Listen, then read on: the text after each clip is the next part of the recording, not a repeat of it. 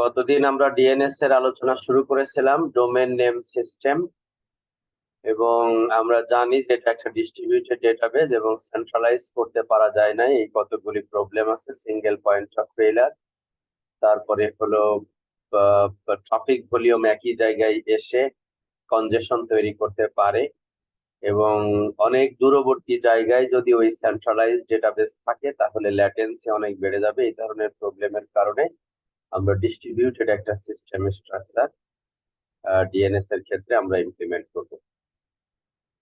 তো এটা তোমরা অলরেডি জেনেছো যে এটা হায়ারার্কিক্যাল ডেটাবেস ডিএনএস মেইনটেইন করা হয়। বেশ কতগুলি রুট ডিএনএস সার্ভারস আছে, এখন পর্যন্ত 13 root servers all across the globe. Unfortunately এই 13 এর মধ্যে 11 root servers are in North American countries, only one in Europe and one in Asia. So this is a disparity in the internet, current internet. So people are thinking about making it distributed more, and the accessibility and the ownership of the internet will be of all users of the internet across the globe. Means there will be no central controller in administering such important databases. তো root এরকম আমরা একটু পরেই দেখব কোথায় কোথায় আছে, ম্যাপের মধ্যে দেখব। তো রুট ডিএনএস সার্ভারের পরেই এইগুলিকে বলি আমরা টিএলডি, টপ লেভেল ডোমেইন। টিএলডির মধ্যে আছে .com, .org, .edu, .net এবং আরো বেশ কতগুলি হলো country domain, .bd, .us, .in, এরকম অসংখ্য কান্ট্রি ডোমেন। এগুলিকে আমরা বলি টপ লেভেল ডোমেন, সংক্ষেপে টিএলডি বলি। টপ লেভেল ডোমেনের নিচে যেগুলি আছে অর্গানাইজেশন, যেরকম yahoo.com, amazon.com কমার্শিয়াল। অর্গানাইজেশনের মধ্যে pbs.org, এরকম অসংখ্য org ডোমেইন আছে, যেগুলিকে বলছি আমরা অথরিটেটিভ ডোমেইন। অথরিটেটিভ ডোমেনের পরে local domain, local domain server নামে আরেকটা আছে, সেটাও আমরা দেখব। এখন amazon.com এর এই সার্ভারের যদি কেউ অ্যাড্রেস খুঁজে পায় তাহলে সেখান থেকে আসলে রুট ডিএনএস সার্ভারে যাবে, রুট দেখবে .com এর কাছে আসবে, top level domain, top level domain থেকে তারপরে amazon.com এর সার্ভারকে হুক করবে, সেখান থেকে আইপি অ্যাড্রেস বের করে তারপরে সেই পার্টিকুলার অ্যাড্রেস। কিভাবে নেম থেকে আইপি অ্যাড্রেসে ট্রান্সফার করা হয় সেটাও আমরা, একেবারে প্রোটোকল মডেল কি সেটাও আমরা একটু পরে দেখব। তো এই সমস্ত ক্ষেত্রে আমাদের ক্লায়েন্ট গুলি হলো করে কি, একটা কোয়ারি তৈরি করে। ক্লায়েন্টের একটা কোয়ারি থাকে রুট সার্ভারের কাছে, তার উপরে ভিত্তি করে আমরা ঠিক করি যে কিভাবে করে এই ডেটাগুলি পার্টিকুলার ইন্টেন্ডেড যে ইউজার আছে তার কাছে এটিকে পাঠিয়ে দেওয়া যায়। এবং এটা অ্যামাজন হোক, ইয়াহু হোক বা অন্য কোনো ওআরজি ডোমেনের হোক, সবই কোয়েরি সেখান থেকে দিয়ে আমরা করেসপন্ডিং রিডাইরেক্টিং করতে পারি। তো এই ধরনের আইপি অ্যাড্রেস আসলে আমরা ইউজাররা মনে রাখি না। আইপি অ্যাড্রেস হলো এই ডিএনএস সার্ভার মনে রাখে, ডিএনএস সার্ভার ডেটাবেস মেনটেন করে। আমরা মনে রাখি এই রকমের নিউমোনিক নাম, হিউম্যান ফ্রেন্ডলি নাম, এরকম অসংখ্য নাম আমাদের পক্ষে মনে রাখা সম্ভব। কিন্তু আইপি অ্যাড্রেস দিয়ে যদি মনে রাখতে হতো তাহলে 2, 4, 5টা মনে রাখার পরে আমরা টায়ার্ড হয়ে যেতাম। ওই সংখ্যা মনে রাখা আসলে সম্ভব না। এই জন্য কমফোর্টেবিলিটি বিচার করে এবং মানুষের জন্য যেন এটা বলা, ব্যবহার করা, কমার্শিয়াল ইউজ করা ইত্যাদির জন্য আরো সুবিধাজনক হয়, এজন্য নিউমোনিক নেম ব্যবহার করা হয়েছে। একটু আগে যেটা বলছিলাম সেটি হলো এই রুট ডিএনএস সার্ভার হলো বাকি সব টপ লেভেল ডোমেইন গুলির অ্যাড্রেস জানবে। টপ লেভেল ডোমেইন গুলি আবার করেসপন্ডিং যে কম হলে কম, ওআরজি হলে ওআরজি, এডু হলে এডু, নেট হলে নেট, তাদের করেসপন্ডিং অ্যাড্রেস গুলি জানবে। এইভাবে হায়ারার্কিক্যালি জানা থাকবে। বিষয়টা অনেকটা এরকম যে আমি এখান থেকে চিঠি পাঠাইতে চাচ্ছি নিউ ইয়র্কে, আমার ছোট ভাই থাকে, সেই অ্যাড্রেস আমি জানি, এখান থেকে জানি, কিন্তু এই যে ফ্ল্যাট নাম্বার এত, হাউস নাম্বার এত, রোড নাম্বার এত, এরপরে হলো একটা মহল্লা আছে সেইটার নাম এত, এরপরে হলো আমি নিউ ইয়র্কের একটা টাউন আছে, টাউনের নাম দিলাম, এরপরে আমি লিখলাম নিউ ইয়র্ক ইউএস। এখন আমি কিন্তু চিনি না, জানি না ওই বিল্ডিং কোথায়, ওই কিভাবে যেতে হয়, কিছু জানি না। আমি যখন চিঠি লিখে জিপিও তে দিয়ে আসলাম, জিপিওর যে পোস্টমাস্টার, ওর কিন্তু ওই কত নাম্বার রোড, কত নাম্বার বাড়ি, এটা কিভাবে যেতে হয়, এসব নিয়ে ওর চিন্তা করা দরকার। ওর চিন্তা কি, এইটা কোথায়, আমেরিকায়। তাহলে ও কি করবে, অন্য চিঠিগুলি কোনোটা রাজশাহীর দিকে পাঠিয়েছে, কোনোটা চিটাগং এর দিকে পাঠিয়েছে, কোনোটা খুলনার দিকে পাঠিয়েছে, এটা যখনই আমেরিকায় আসলো তখনই সে কোনো চিন্তা ভাবনা না করে সে পাঠিয়ে দিলে হলো এয়ারপোর্টে যে পোস্ট অফিস আছে সেইখানে। ওর কিন্তু কর্মকাণ্ড এতটুকু। তাহলে সে কি করবে, তার শুধু জানা লাগবে যেটার আলটিমেট ডেস্টিনেশন কোথায়, অমুক জায়গায়, তাহলে সে এয়ারপোর্টে পাঠায়। এয়ারপোর্টের পোস্টমাস্টারও একইভাবে, সে শুধু জানে যে আমেরিকায় যে ফ্লাইট যাবে সেই ফ্লাইটে এই যে চিঠিগুলি যাচ্ছে সেইখানে এটা পাঠাতে হবে, সেভাবে সে প্যাকেজ করে দিল। তারপরে ওইখানে যাওয়ার পরে ওরকম ভাবে ধীরে ধীরে ধীরে ধীরে হায়ারার্কি ফেলে যাবে। এখানে ওরকম রুট সার্ভারটা জানবে এইগুলির অ্যাড্রেস, এইগুলি জানবে হলো এইগুলির অ্যাড্রেস, এরপরে এইগুলি জানবে হলো এর আন্ডারে যদি 10টা ডিপার্টমেন্ট থাকে, নিউ ইয়র্ক ইউনিভার্সিটি বা ইউনিভার্সিটি অফ ম্যাসাচুসেটস এর যদি 10টা 20টা 100টা ডিপার্টমেন্ট থাকে, তাদের প্রত্যেকের যদি আইপি অ্যাড্রেস থাকে, আলাদা আলাদা যদি ডোমেন থাকে, তাহলে তাদের অ্যাড্রেস গুলি জানবে এবং সেখানে সে নিয়ে যাবে।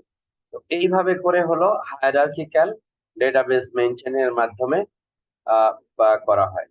এবং এটাকে ইম্পর্টেন্ট একটা ফাংশন, কারণ ইন্টারনেটের একটা মেশিন থেকে আর একটা মেশিনে খুঁজে পাওয়া আমাদের জন্য অত্যন্ত গুরুত্বপূর্ণ।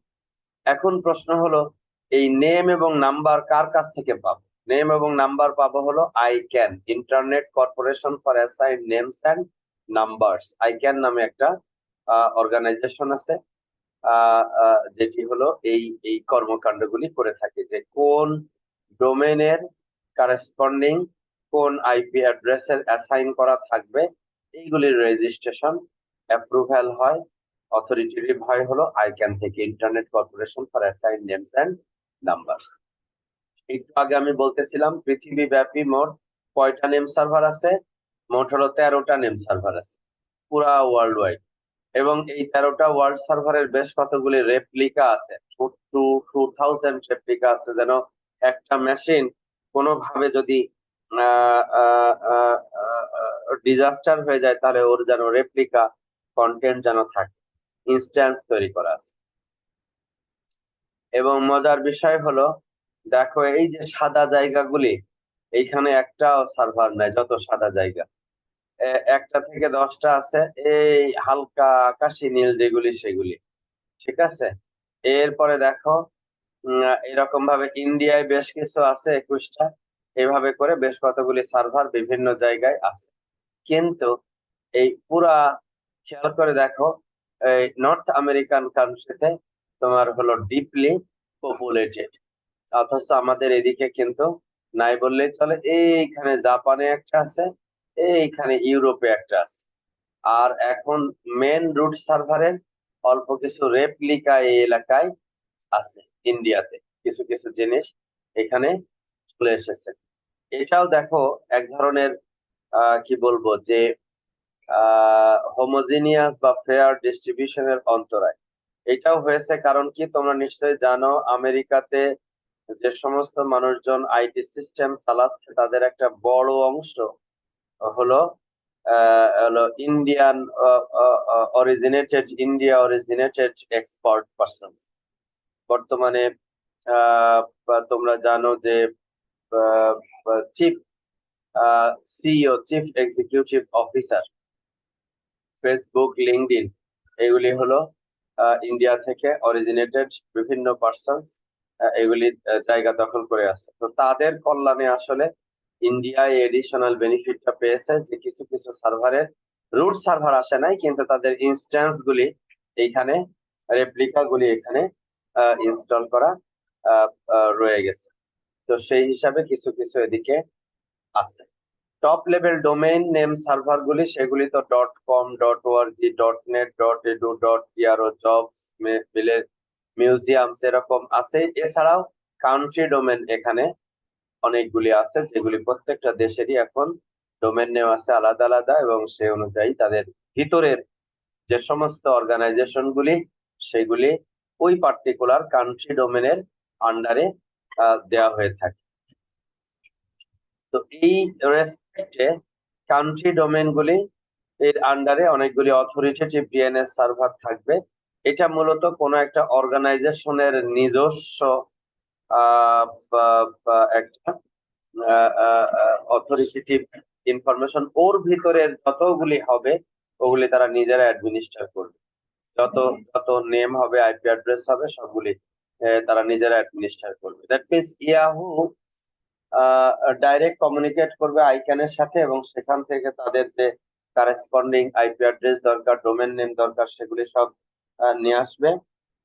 কিন্তু ওখান থেকে নিয়ে আসার পরে তার আন্ডারে mail.yahoo.com বা এই ধরনের admin.yahoo.com, এই ধরনের বিভিন্ন যদি তারা accounts.yahoo.com, এই ধরনের বিভিন্ন যদি তারা ইয়ে তৈরি করে, সাবডোমেন তৈরি করে, তাহলে তার আইপি অ্যাড্রেস অ্যাসাইনমেন্ট, তার নেম ম্যানেজমেন্ট ইত্যাদি করবে হলো ইয়াহু নিজে। এই জন্য এটা অথরিটেটিভ শব্দটা বলা হচ্ছে, যে এর আন্ডারে যারা আছে তাদের ম্যানেজমেন্ট অ্যাডমিনিস্ট্রেশন পুরো এই অর্গানাইজেশনের হাতে থাকবে। তো সেই অর্থে এইগুলির জন্য সার্ভিস প্রোভাইডার হলো এইটা, ওর জন্য সার্ভিস প্রোভাইডার এইটা, ওর জন্য সার্ভিস প্রোভাইডার হলো এইটা। So hierarchical service management system সেখানে ইমপ্লিমেন্ট করা হবে।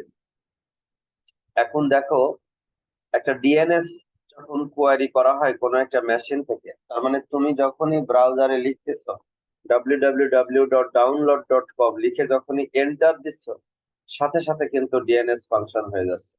কি প্রাইমারি ডিএনএস সার্ভার কোনটা, তোমার মেশিন কমিউনিকেট করতেছে, তার কাছে রিকোয়েস্ট পাঠিয়ে দিচ্ছে তোমার লোকাল ডিএনএস সার্ভারের কাছে, যে এইটার আইপি অ্যাড্রেস কত সেটা বের করে দাও। তোমার কিছু করা লাগছে না, আর তোমার হয়ে তোমার ওইখানে যে নেটওয়ার্ক প্রোটোকল আছে সেটি এই কাজটা করে নিচ্ছে, এবং সঙ্গে সঙ্গে সে খুঁজে বের করবে ট্রান্সলেশনের পেয়ার, যে আইপি অ্যাড্রেস নেম থেকে কিভাবে আইপি অ্যাড্রেস খুঁজে বের করা যায়, এবং একটা হায়ারার্কিক্যাল অর্ডারে ফরওয়ার্ডিং করবে।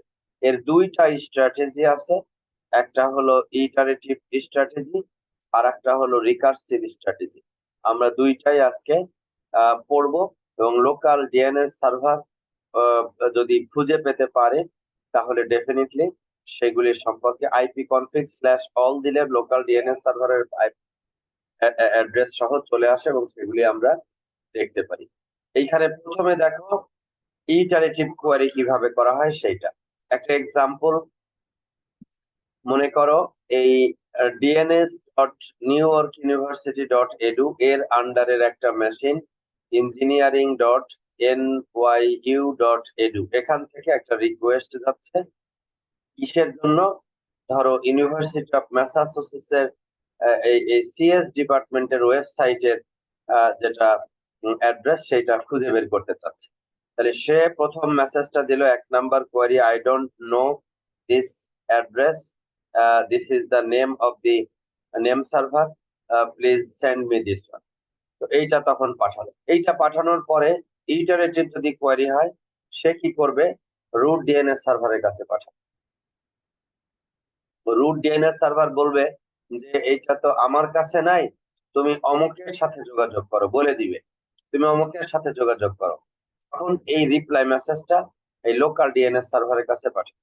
Local DNS server root DNS সার্ভারের পরামর্শ অনুযায়ী এই টপ লেভেল ডোমেনের সাথে যোগাযোগ করবে। ও বলবে যে এটা তো আমার কাছে নাই, আমার নিচে অমুক আছে, তার সাথে তুমি যোগাযোগ করো। ও বলে দিবে umas.edu CS, সেখানে তুমি যোগাযোগ করো। তখন সে এখানে চলে আসবে এইটার সাথে যোগাযোগ করার জন্য। এইভাবে একের পর এক হায়ারার্কিক্যালি যদি পথ দেখায়, একটু আগে আমরা যেটা দেখলাম ঠিক ওইরকম, এই যে এখানে যেটা হায়ারার্কি, এই যে এখান থেকে যেটা দেখলাম, এখানে যদি কাউকে খুঁজে পেতে চাই আমরা, তাহলে ও এখানে রুট ডিএনএস সার্ভারের কাছে, রুট ডিএনএস সার্ভার বলবে এর কাছে খুঁজো। ও আবার এখানে মেসেজ পাঠাবে, ও বলবে আমার আন্ডারে তো অনেকেই আছে, এদের কাছে নাই, অমুকের কাছে খুঁজো। ও বলবে যে আমার কাছে তো নাই, এর কাছে খুঁজো। তাহলে এর অ্যাড্রেসটা আমি এর কাছে আলটিমেটলি গিয়ে পাবো। এইটা যদি অ্যাপ্রোচ হয়, তাহলে সেই অ্যাপ্রোচটাকে আমরা বলতেছি iterative query of DNS addresses, name to IP addresses. তাহলে এইভাবে আমরা খুঁজে পাবো, এটাকে বলা হবে হলো ইটারেটিভ কোয়েরি। এবং আমরা দেখলাম এই 7 নম্বর মেসেজ এখান থেকে পাওয়ার পরে আইপি অ্যাড্রেস পেয়ে গেল, তখন সেই IP address local DNS server একটা পার্টিকুলার হোস্ট মেশিনকে পাঠিয়ে দিবে। তাহলে আমাদের মোট এখানে এক পেয়ার, এখানে এক পেয়ার, এখানে এক পেয়ার, এখানে এক পেয়ার, মোট 4 দুগুণে 8টা মেসেজ এখানে এক্সচেঞ্জ করতে হয়েছে। ইটারেটিভ কোয়েরি, এটা একটা অ্যাপ্রোচ। আর একটা অ্যাপ্রোচ হলো রিকার্সিভ কোয়েরি। রিকার্সিভ কোয়েরির ক্ষেত্রে তোমার নিশ্চয়ই, আমার ধারণা তোমরা আন্দাজ করতে পারতেছো এটা কি। এটা হলো তোমার ইটারেটিভ কোয়েরির ক্ষেত্রে দেখো, এই লোকাল ডিএনএস সার্ভারটাই হলো সকল দায় দায়িত্ব নিতেছিল।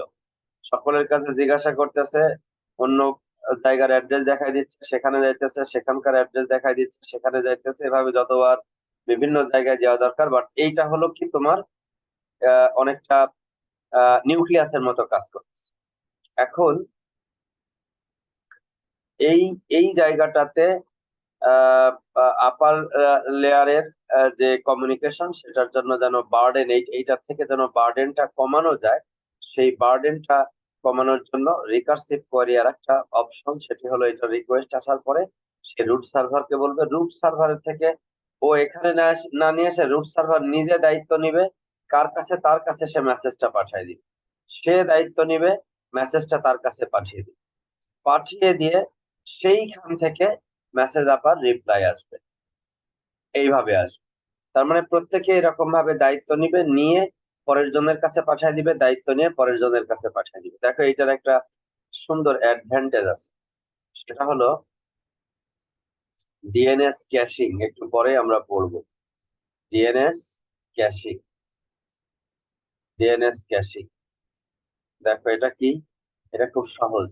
সেটা হলো, দেখো খেয়াল করে দেখো, এই টপ লেভেল ডোমেন সার্ভারের কাছে এখান থেকে এখন একটা রিকোয়েস্ট গিয়েছে, এভাবে গিয়ে সে খুঁজে বের করে আইপি অ্যাড্রেসটা দিয়ে দিল। সে যদি এই কাজটা করে, ওই যে নাম আর ওই আইপি অ্যাড্রেসটা যদি তার ক্যাশ সার্ভারে, যদি ক্যাশ ইয়েতে যদি সে রেখে দেয়, তাহলে পৃথিবীর অন্য কোনো কর্নার থেকে, এই দিক থেকে যদি এর মাধ্যমে একটু পরে এই রিকোয়েস্টটা পাঠায়, তাহলে কিন্তু সে ডাইরেক্ট দিয়ে দিতে পারবে, কারণ সে অলরেডি জানে তার ক্যাশ সার্ভারে আছে। সেক্ষেত্রে ডিএনএস কোয়ারির যেটা ডিলে, কোয়ারি এক্সিকিউশনের যেটা ডিলে, সেটা কিন্তু সিগনিফিকেন্টলি কমে যাবে।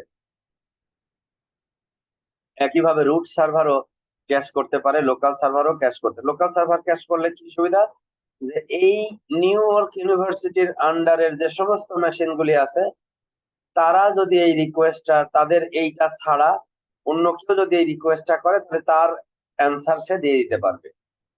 কিন্তু টপ লেভেল ডোমেন যদি ক্যাশিং করে, তাহলে পৃথিবীর অন্য কোনো কর্নার থেকে রিকোয়েস্ট আসলেও এই ইউনিভার্সিটি অফ ম্যাসাচুসেটস পর্যন্ত যেতে হবে না, টিএলডি থেকে, টপ লেভেল ডোমেন থেকে সেই সার্ভিসটা দেওয়া সম্ভব। That means very high level থেকেই এটা নিচের 2, 3, 3, 4 লেভেল নিচের অ্যাড্রেসের ইনফরমেশন দিয়ে দেওয়া সম্ভব।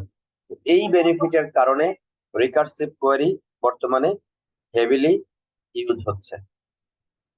এবং ক্যাশিং, যে কথাটা একটু আগে আমি বলতেছিলাম, ক্যাশ করলে পরে ইমিডিয়েটলি রিটার্ন করতে পারবে, এবং রেসপন্স কোয়ারির যেটা ডিলে, সেটা সিগনিফিকেন্টলি কমায় ফেলতে পারবে। ক্যাশ রেসপন্স টাইম কমায় দিচ্ছে, টিটিএল কমায় দিচ্ছে, এবং এই লোকাল নেম সার্ভার থাকার কারণে টপ লেভেল ডোমেন সার্ভারের উপরে যেটা প্রেসার বা এক্সিকিউশন, যেটা এটাকে কি বলে, যে ওয়ার্কলোড, সেটাও সিগনিফিকেন্টলি কমে যাচ্ছে।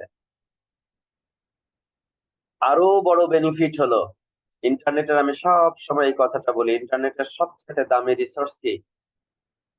Sir bandwidth. ব্যান্ডউইথ। তুমি ট্রাফিককে যত কম রাস্তায় তুমি ট্রাভেল করাইতে পারবা, তোমার ব্যান্ডউইথ খরচ তত কম হবে। যদি ওই কোয়ারিটা 10 ট্রান্সফার হইতো, এ বলতেছে ওর কাছে যাও, ও বলতেছে ওর কাছে যাও, এ বলতেছে ওর কাছে যাও, লাস্ট পর্যন্ত যদি যাওয়া লাগে, একদিকে সময় লাগতেছে বেশি, আবার ব্যান্ডউইথ খরচ হচ্ছে। কিন্তু ওর কাছে যদি আগে থেকে ক্যাশ করা থাকে, এখান থেকে রিকোয়েস্ট হলো, যদি আনসারটা রিকোয়েস্ট আসলো, ওর কাছে ক্যাশ করা আছে, সঙ্গে সঙ্গে আনসার দিল, তাহলে ওই প্যাকেটটা এই পুরো রাস্তায় ট্রাভেল করা থেকে প্যাকেটটা মুক্তি পেল। এই পুরো রাস্তায় ট্রাভেল করতে হলে যে পরিমাণ ব্যান্ডউইথ খরচ হইতো, এনার্জি খরচ হইতো, এক্সিকিউশন রিসোর্স খরচ হইতো, সমস্ত খরচ থেকে কিন্তু রক্ষা পাওয়া গেল।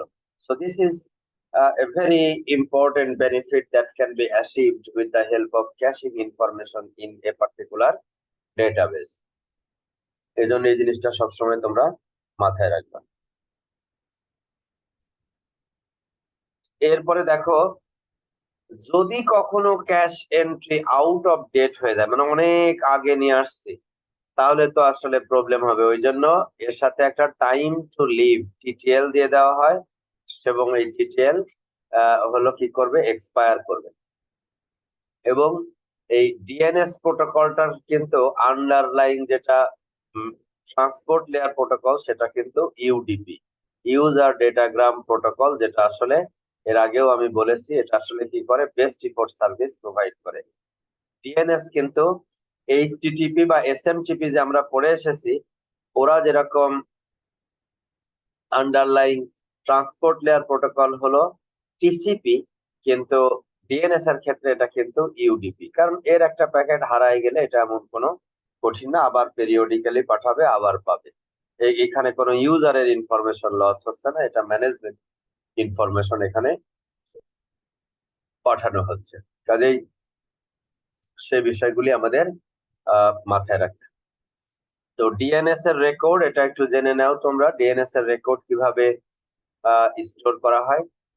তোমরা জানো যে ডিএনএস হলো আমাদের এই যে নেম রাখতেছে, এগুলিকে প্রত্যেকটা রেকর্ডকে আমরা রিসোর্স রেকর্ড বলি। একটা হলো নেম, নেম মানে হলো এই যে ডোমেন নেম www.download.com, ওরকম নেম। একটা হলো ভ্যালু, আইপি অ্যাড্রেস, আর একটা হলো এটি কি ধরনের রেকর্ড, আর হলো টিটিএল এর ভ্যালু কত। টিটিএল বলতে আসলে এই ভ্যালুটার ভ্যালিডিটি কতক্ষণ পর্যন্ত থাকবে, লাইফ টাইম কতক্ষণ থাকবে। টাইপ কি কি রকমের আছে, এ রেকর্ড বলা হয় যেগুলি হলো হোস্ট নেম এবং আইপি অ্যাড্রেস ডাইরেক্টলি কানেক্ট করা হবে।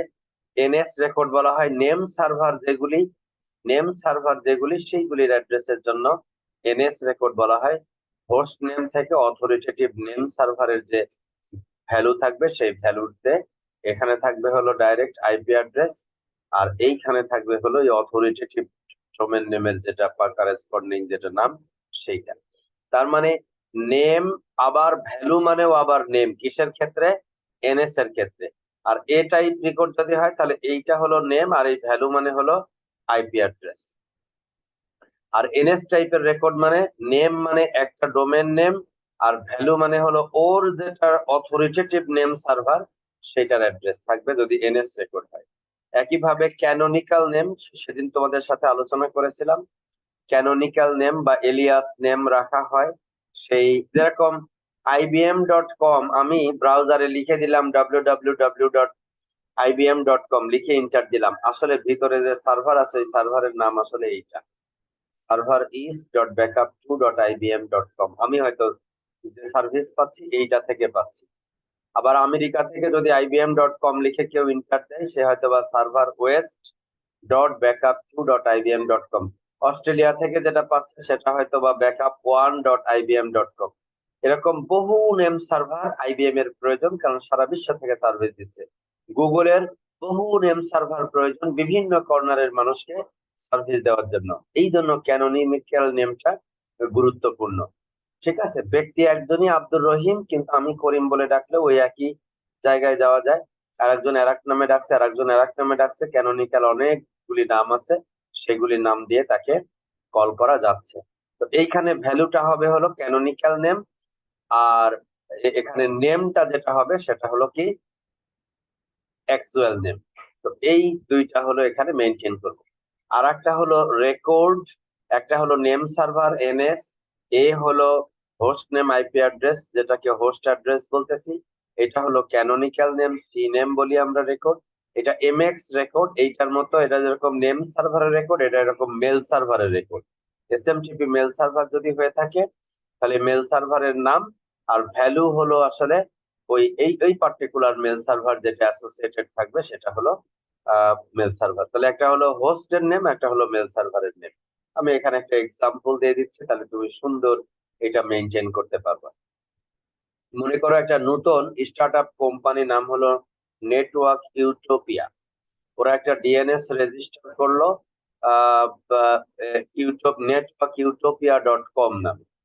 তাহলে দেখো ওদের এ রেকর্ড যেটা, সরি এনএস রেকর্ড যেটা, সেটা কি করেছে দেখো, নেটওয়ার্ক ইউটোপিয়া .com আর ওর ডিএনএস প্রাইমারি অথরিটেটিভ ডিএনএস সার্ভারের নাম দিয়ে দিয়েছে ভ্যালু আকারে dns1.networkutopia.com। তাহলে এইটা হলো নেম ফিল্ড, এইটা হলো ভ্যালু ফিল্ড, এইটা হলো টাইপ ফিল্ড। টাইপ কি?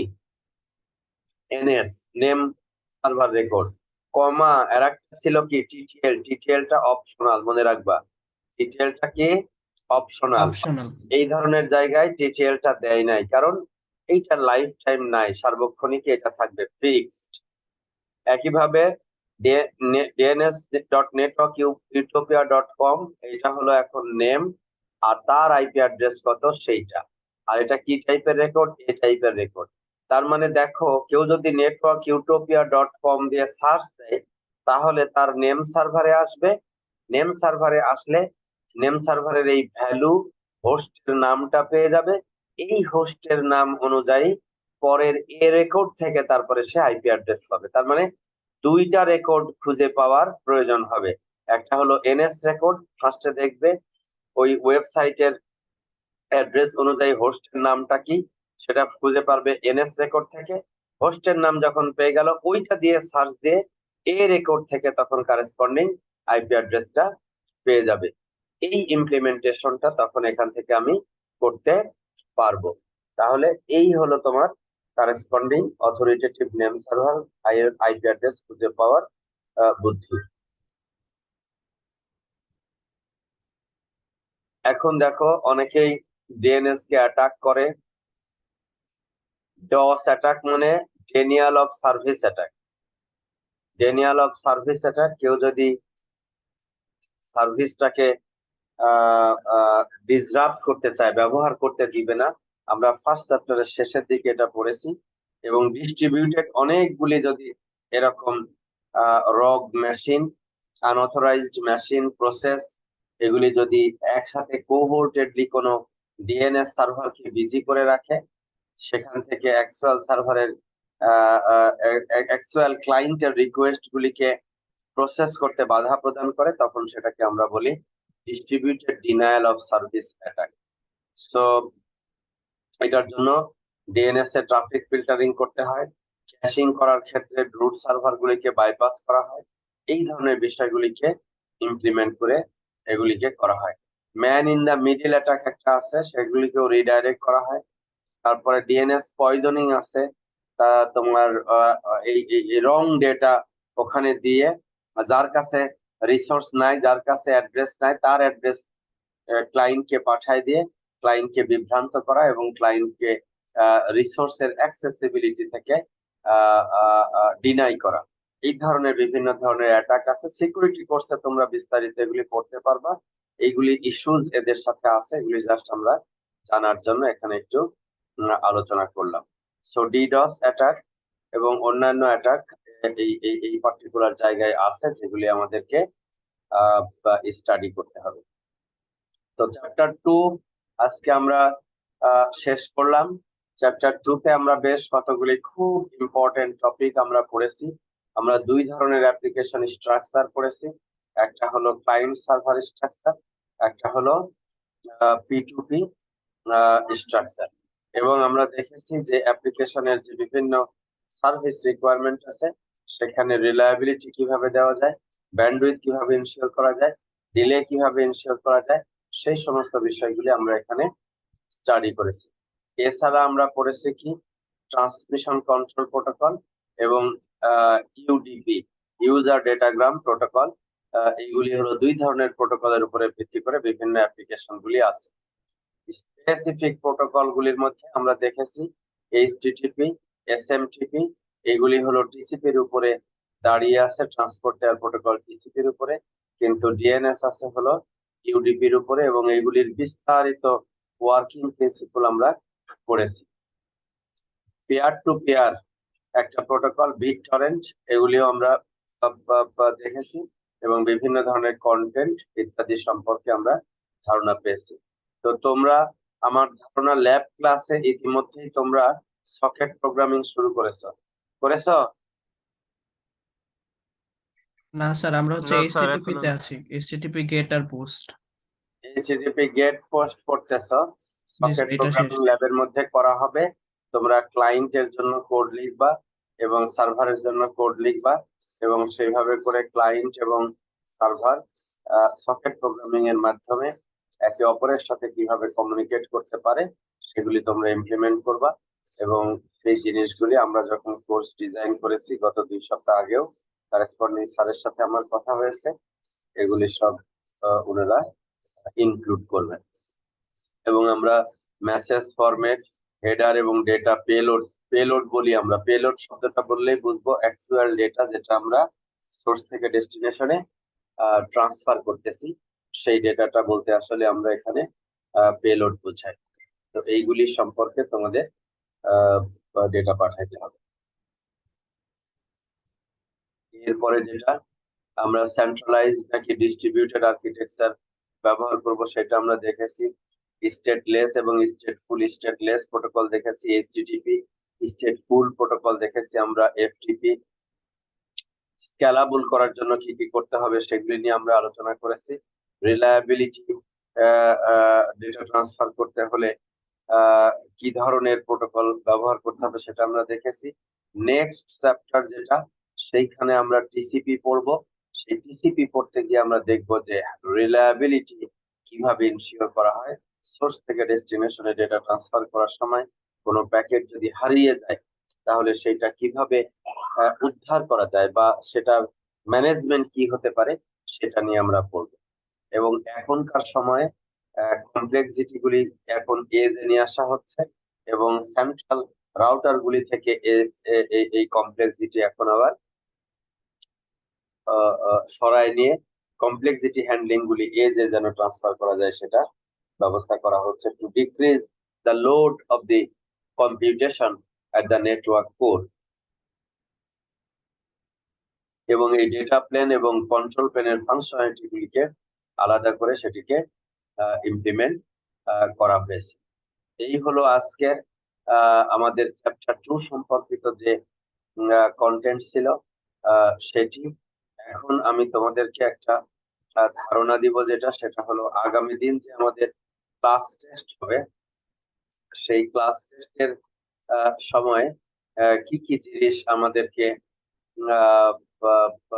প্রস্তুতি নিতে হবে, এবং এই সম্পর্কিত আমরা একটা এটাকে কি বলে, এই সম্পর্কিত আমরা একটা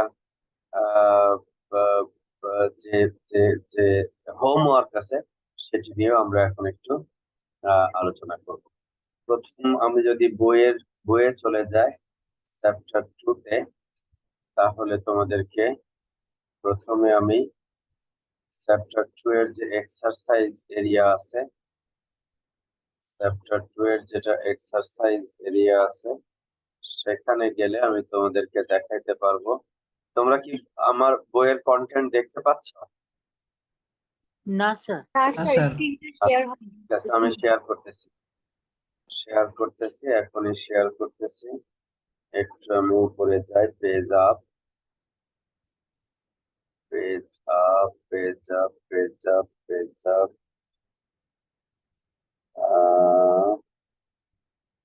পেজ আপ।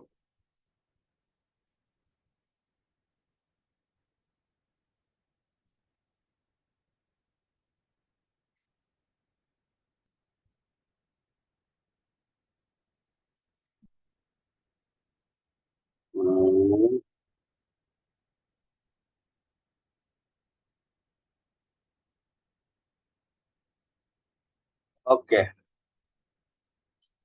Right.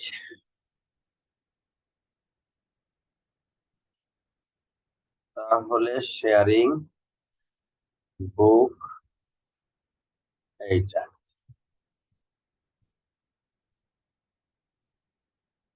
তোমরা সকলে কাগজ কলম নাও।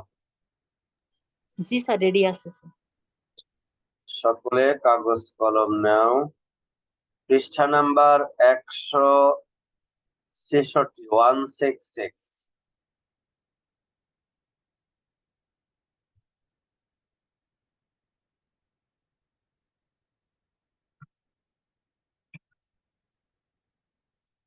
R4 এইটার আনসার লিখবা হোম ওয়ার্ক অ্যাসাইনমেন্ট হিসাবে।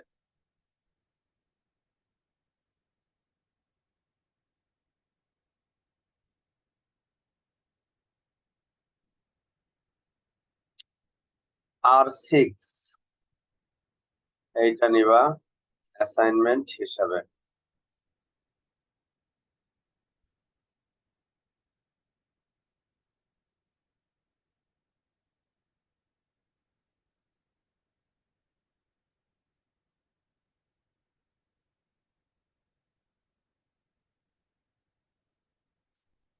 R12 এইটা নিবা অ্যাসাইনমেন্ট হিসাবে।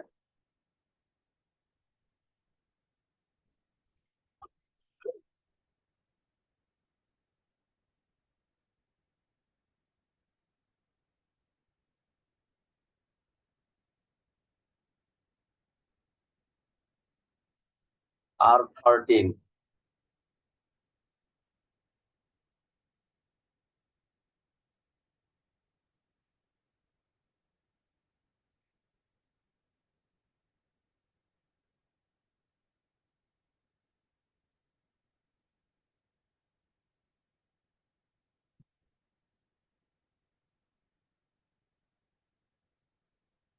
R16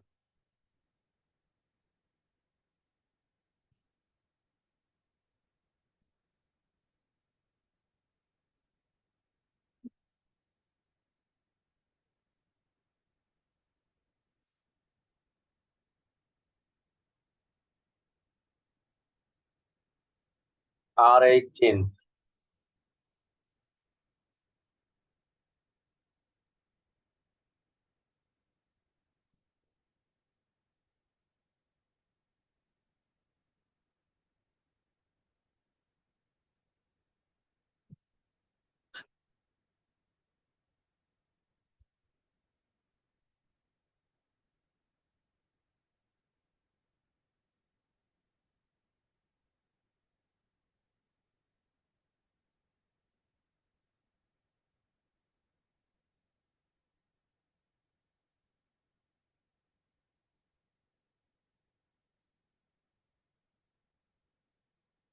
R26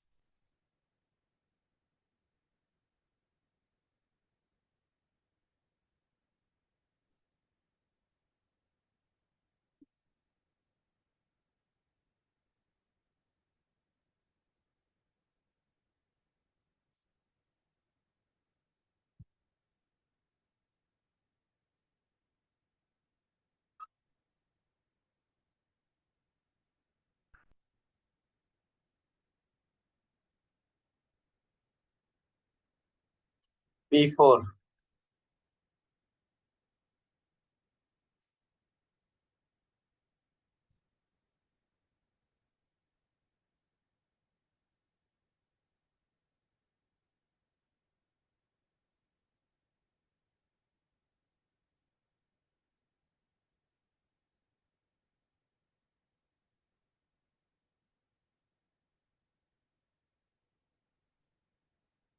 P7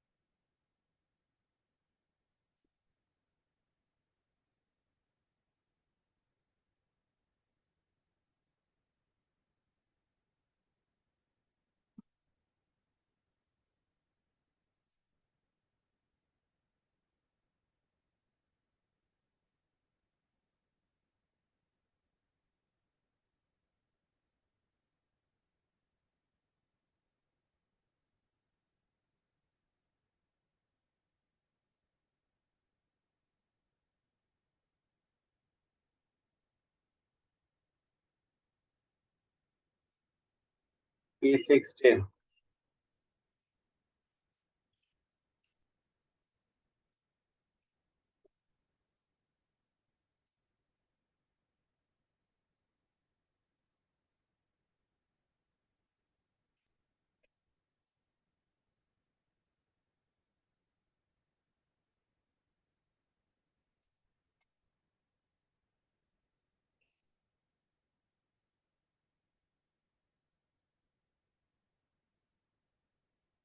P20.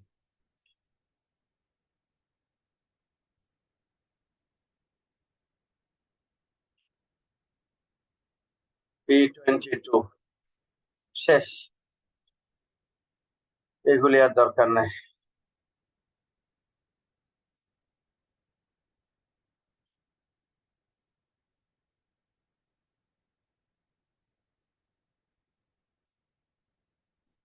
Note down করেছো? জি স্যার। করা হয়েছে স্যার। এগুলি সব তোমরা দেখে নিবা এবং সব এক্সারসাইজ করবা, এবং এইবারে অ্যাসাইনমেন্টটা জমা দিবা হলো হাতে লিখে করে, এরপরে ক্যাম স্ক্যানার দিয়ে ছবি উঠায় পাঠায় দিবা। স্যার হার্ড কপি দিতে হবে না? হার্ড কপি এবার দিতে হবে না, ওই ক্লাসরুমে দিয়ে দিবা, ঠিক আছে? Okay sir. Sir Okay, sir. Type করে দেওয়া যায় না কোনোভাবে? না না না না না না না, টাইপ করে দেওয়া যাবে না, হাতে লিখবা, সবগুলি হাতে লিখবা। এগুলি রাস্তাঘাট আমরা চিনি, বুঝছো? তোমরা ছাত্ররা কোন রাস্তায় হাঁটতে চাও, শর্টকাট রাস্তা, এগুলি আমরা চিনি। এগুলি হাঁটবা না ওই সমস্ত রাস্তায়, নিজে করবা, নিজে প্রবলেম সলভ করবা। যার সাথে ডিসকাস করা দরকার করবা, কোনো অসুবিধা নাই, কিন্তু প্রবলেম গুলি সব নিজে সলভ করবা, নিজে হাতে করবা। আর এটা হলো একটা বিষয়। আর একটা বিষয় হলো, এই মুনতাসির, জি স্যার। তুমি এই যে এখন যে লিখলা না, জি স্যার। ওই লেখাটা একটা ছবি উঠাও, ওকে স্যার। ছবি উঠায় আমার কাছে পাঠিয়ে দাও। আচ্ছা স্যার, আমার মেল email করে address দেব। তো জানো তুমি, জি স্যার। আমার ইমেল অ্যাড্রেসে পাঠিয়ে দাও, আচ্ছা স্যার। ঠিক আছে? সে অনুযায়ী আমি ক্লাসরুমে অ্যাসাইনমেন্ট ক্রিয়েট করে দিব, তোমরা এগুলি করো, আমি সময় দিচ্ছি। তুমি সময় হলো তোমার আগামী সপ্তাহের মধ্যে করে দিলেই হবে। আছে কি বার? স্যার মঙ্গলবার। মঙ্গলবার। সোমবার পর্যন্ত আমি টাইম দিচ্ছি, আগামী সোমবার রাতের মধ্যে এটা দিলেই হয়ে যাবে। তো সেটা তোমরা করো। আচ্ছা, এটা গেল হলো একটা। আর দুই হলো, আগামী পরশুদিন ক্লাস কোথায় হবে? স্যার অফলাইনে হবে, কিন্তু রুম নাম্বারটা বলেননি এখন। হ্যাঁ, রুম নাম্বারটা আমি ক্লাসরুমে বলে দিব। এইটা ঠিক 8টার সময়, 8টার 5 মিনিট আগেই তোমরা কিন্তু ডিপার্টমেন্টে চলে আসবা, ঠিক আছে? বি বিল্ডিং এ। আমি Okay, আমি sir. আমি ক্লাসরুমে পোস্ট করে দিব। আমি একটু পরেই, অফিসে ওরা আসুক, ওদের সাথে কথাবার্তা বলে এরপরে আমি জানাই দিচ্ছি। এইটা চলে আসবা, এবং তোমাদের এই এই যে ক্লাস টেস্টটা হবে, সেই সময়টাতে তোমরা প্রথম চ্যাপ্টার আর দ্বিতীয় চ্যাপ্টারের উপরে হবে, ঠিক আছে? এই প্রথম দুইটা চ্যাপ্টারের উপরে যে ধরনের টপিক গুলি আমি ক্লাসে পড়িয়েছি, সেই টপিক গুলির উপরেই সরাসরিও কিছু কোশ্চেন থাকবে, ডেফিনেশন বা ডিফারেন্সেস, তারপর কিছু কারণ দর্শানো, তারপরে ছোট ছোট কিছু ম্যাথমেটিক্স আমি করিয়েছি, সেইগুলির সলিউশন, আর বিভিন্ন ধরনের ডিজাইন। আর এই যে হোমওয়ার্কে যে ধরনের প্রবলেম দিলাম, হুবহু এখান থেকেও একটা দুইটা থাকবে। আর এই ধরনের এইগুলি যদি করতে পারো, প্লাস ক্লাসের গুলি যদি করতে পারো, তাহলে তোমাদের যে কম্পিটেন্সি অ্যাচিভ হবে, সেই কম্পিটেন্সি অ্যাপ্লাই করে যেগুলি দেওয়া লাগবে সেগুলিও তোমরা পারবা বলে আমার বিশ্বাস। স্যার কত মার্কের পরীক্ষা হবে? এটা জি স্যার। এটা হবে হলো এখন 10 মার্কের, আচ্ছা স্যার। ঠিক আছে? 10 মার্কের, আধা ঘন্টা টাইম দিব আমি, ঠিক আছে? আধা ঘন্টা টাইম দিব, 10 মার্কের মধ্যে এই পরীক্ষাটা হবে। স্যার ওই দিন কি ক্লাস নেবেন নাকি শুধু পরীক্ষাই হবে? কিছু আলোচনা করব সময় থাকলে, যদি সময় পাই কিছু আলোচনা করব, ঠিক আছে? Okay sir. রুম নাম্বারটা কত হবে সেটা আমি বলে দিব। এখন হলো দুইটা জিনিস তোমাদের সাথে শেয়ার করতে চাচ্ছি। এক হলো এই বইটাতে প্রত্যেক 2 চ্যাপ্টারের মাঝখানে একজন লিজেন্ডারি পার্সনের সম্পর্কে লেখা আছে। তোমাদের কাছে আমার যেটা অনুরোধ সেটা হলো, অ্যাজ এ কম্পিউটার সায়েন্টিস্ট, আজকের এই কম্পিউটার বিজ্ঞানের যে বিভিন্ন বিষয়সমূহ আজকে যে ম্যাসিউর স্টেজে এসেছে, এটা কিভাবে এসেছে এবং কাদের কাদের কন্ট্রিবিউশনের কারণে এসেছে, সেগুলি সম্পর্কে তোমরা আসলে একটু ধারণা রাখো, এবং এইটা অত্যন্ত গুরুত্বপূর্ণ। এবং কাদের কন্ট্রিবিউশনের কারণে আজকে আমরা একটা এনহ্যান্সড স্টেজে আমরা এসেছি, সেগুলি আসলে আমাদের জানা দরকার। দেখো, টিম বার্নার্স-লি, এই ভদ্রলোককে ওয়ার্ল্ড ওয়াইড ওয়েবের জনক বলা হয়। সম্ভবত ইন্টারনেটের যত অ্যাপ্লিকেশন আমরা ব্যবহার করছি তার মধ্যে world Wide web HTTP protocol হলো সবচাইতে বেশি আমরা ব্যবহার করছি, তাই না? এবং জি স্যার। আনফরচুনেটলি এতদিন আমরা জানতাম না যে এই ওয়ার্ল্ড ওয়াইড ওয়েব কে ইনভেন্ট করেছে, কে আবিষ্কার করেছে। আমরা ছোটবেলায় জেনেছি বিদ্যুৎ কে আবিষ্কার করেছে, তাই না? কারণ বিদ্যুৎ আমরা ব্যবহার করি। রেডিও কে আবিষ্কার করেছে, এটা আমরা জানি। কিন্তু আজকাল এই বিদ্যুৎ কে আবিষ্কার করেছে, চুম্বক কে আবিষ্কার করেছে, রেডিও কে আবিষ্কার করেছে, এইটুকু জ্ঞানের মধ্যে সীমাবদ্ধ থাকলে আসলে চলবে না। আমাদেরকে জানতে হবে পৃথিবী, AI জনককে জানতে হবে, মেশিন লার্নিং জনককে জানতে হবে, ওয়ার্ল্ড ওয়াইড ওয়েবের জনককে আমাদের জানতে হবে। কারণ এগুলি আমাদের লাইফকে এখন খুব বেশি কি করতেছে, এফেক্ট করতেছে, খুব বেশি এফেক্ট করতেছে। তো এগুলি সম্পর্কে আমাদের আসলে জানতে হবে। 1989 উনি যখন সার্ন ল্যাবে কাজ করেন, তখন এরকম internet base distributed information management সিস্টেমের একটা ধারণা দিয়েছিলেন, যেটা পরবর্তীতে HTTP প্রোটোকলে আবির্ভূত হয়, হাইপার টেক্সট ট্রান্সফার প্রোটোকল। এবং ওই একই সালে 1989 সালে উনি একটা client server successfully communication implement করেছিলেন, এবং উনি পরবর্তীতে 2016 সালে টিউরিং অ্যাওয়ার্ড পেয়েছেন for inventing the world Wide web. আমরা কি তাকে চিনি?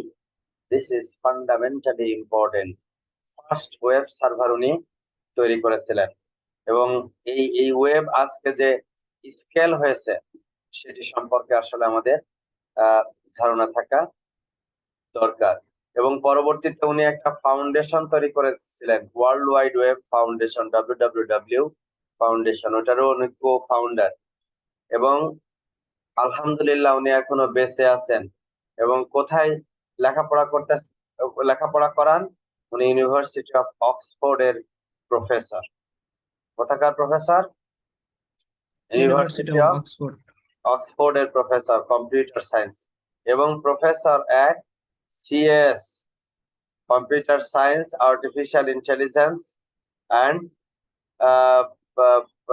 Machine learning laboratory at MIT। MIT এর ফুল মিনিং কি? Massachusetts institute of technology. Good, Massachusetts institute of technology. পৃথিবীর বুকে কম্পিউটার সায়েন্স এন্ড ইঞ্জিনিয়ারিং শিক্ষার জন্য তীর্থস্থান বলা হয়। সবচাইতে হাইয়েস্ট র্যাঙ্কিং ইউনিভার্সিটি হলো এটা। এবং তোমরা যাদের মনের মধ্যে একটু খেদ আছে যে প্রাইভেট বিশ্ববিদ্যালয়ে পড়তেছি, পাবলিক বিশ্ববিদ্যালয়ে চান্স পাইলাম না, পড়তে পারলাম না, মনের মধ্যে অনেক দুঃখ, আমার বন্ধু করিম, আব্দুল্লাহ, মর্জিনা, এরা সব পাবলিক বিশ্ববিদ্যালয়ে পড়ে, ইত্যাদি ইত্যাদি। MIT কিন্তু প্রাইভেট ইউনিভার্সিটি। MIT কি টাইপের ইউনিভার্সিটি? Private university. পৃথিবীর বহু হাই র্যাঙ্ক ইউনিভার্সিটি কিন্তু প্রাইভেট ইউনিভার্সিটি। কাজেই তোমাদের এইগুলি মনের মধ্যে কোনো শঙ্কা নিয়ে আসার কোনো কারণ নাই। এই ভদ্রলোককে তারা ইন্টারভিউ করেছে, বুঝছো, যে আপনি তো অরিজিনালি একজন ফিজিসিস্ট ছিলেন, তাহলে ফিজিক্স এর সাথে নেটওয়ার্কিং এর সম্পর্ক কি? এটা ওনাকে একটা কোশ্চেন করেছে। আনসারটা উনি কি লিখেছেন এখন আর আমি পড়লাম না, তোমরা একটু পড়বা। এরপরে হলো আপনাকে কোন বিষয়টা আপনাকে ইনফ্লুয়েন্স করেছে নেটওয়ার্কিং এর বিষয়ে স্পেশালাইজেশন অর্জন করার ব্যাপারে। তো উনি এখানেও লিখেছেন যে আমি যখন ফিজিক্স ডিগ্রি নিলাম তখন আমি দেখলাম যে টেলিকমিউনিকেশন রিসার্চ কোম্পানিগুলি আসলে নেটওয়ার্ক ছাড়া কিছুই না, বিভিন্ন ডিভাইসের মধ্যে কমিউনিকেশন করে এবং একে অপরের কাছ থেকে ডেটা পাঠায়, এবং সেই ডেটা কমিউনিকেশন সিস্টেমই হার্ডওয়্যার বেসড লজিকের চেয়ে এটাকে কিভাবে মাইক্রোপ্রসেসর বেসড লজিকে কনভার্ট করা যায় সে বিষয়ে আমি চিন্তা চেতনা করেছি, এবং সেটাই আমাকে এক জায়গা থেকে আরেক জায়গায় ডেটা ট্রান্সফারের যে সমস্ত reliable system, heavily comfortable system মানুষের এক্সপেকটেশনের মধ্যে থাকতে পারে, সেইটা থেকে আমি এই চিন্তা চেতনাগুলি ডেভেলপ করেছি। সেগুলি কিন্তু তারা এটা করেছে। এরকম professional, what people have inspired you professionally, এটাও একটা সুন্দর কোশ্চেন। মানুষের মধ্যে একটা পর্যায়ে গেলে প্রফেশনাল কিছু দায়বদ্ধতা তৈরি হয়, সেই প্রফেশনাল যে অ্যাকাউন্টেবিলিটি, সেইটা থেকে আসলে মানুষ অনেক নতুন জিনিস তৈরি করে। এবং যে সমস্ত মানুষের কাছ থেকে এই যে ভেনবার বুশ, তারপরে এলেন বার্ড, তারপর টেড নেলসন, এইসব সমস্ত মানুষের কাছ থেকে যে উনি শিখেছেন, তাদেরকেও কিন্তু উনি কি করতেছেন, উনি স্বীকার করতে নিছেন, who had similar dreams in their time but had not had the benefit of the existence for personal computers and the internet to be able to realize it. চিন্তা চেতনা করেছিলেন কিন্তু সেগুলি রিয়েলাইজ করতে পারেননি, বাট উনার লাইফে এটা উনি করতে পেরেছেন, এবং এটা একটা যুগান্তকারী পরিবর্তন হয়েছে in the history of the internet. সেই বিষয়গুলি আসলে ফান্ডামেন্টালি ইম্পর্টেন্ট। এই জন্য এই শিক্ষাটা আমাদের নিতে হবে এবং সে অনুযায়ী আমাদের যে কর্ম পরিকল্পনা গ্রহণ সেটা আমাদের করতে হবে। তো আজকে পর্যন্তই। তোমরা সকলে তোমাদের এক্সপেক্ট করি যে খুব সুন্দরভাবে তোমরা